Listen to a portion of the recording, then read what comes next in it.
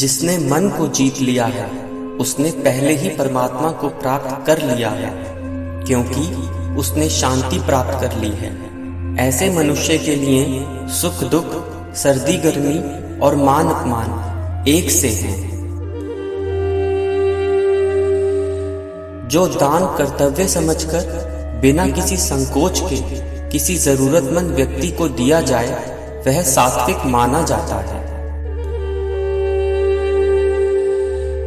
ईश्वर, ब्राह्मणों, गुरु, माता पिता जैसे गुरुजनों की पूजा करना तथा पवित्रता, सरलता, ब्रह्मचर्य और अहिंसा ही शारीरिक तपस्या है। भगवद गीता के अनुसार नरक के 3 द्वार होते हैं: वासना, क्रोध और लालच। भविष्य जिसका कोई पता नहीं, इसलिए भविष्य का दूसरा नाम है संघर्ष। जो बहुत खाता है या कम खाता है, जो ज्यादा सोता है या कम सोता है, वह कभी भी योगी नहीं बन सकता। जो मुझे सब जगह देखता है और सब कुछ मुझ में देखता है, उसके लिए न तो मैं कभी अदृश्य होता हूँ और न वह मेरे लिए अदृश्य होता है।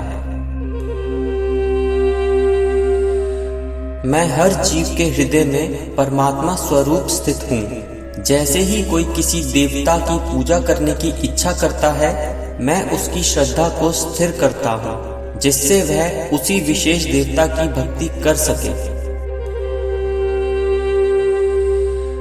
जो महापुरुष मन की सब इच्छाओं को त्याग देता है और अपने आप में ही प्रसन्न रहता है, उसको निश्चल बुद्धि कहते हैं। जो विद्वान होते हैं वो ना तो जीवन के लिए और ना ही मृत्यु के लिए शोक करते हैं। जीवन ना तो भविष्य में है और ना ही अतीत में, जीवन तो केवल इस क्षण में है। खुद को जीवन के योग्य बनाना ही सफलता और सुख का एकमात्र मार्ग है।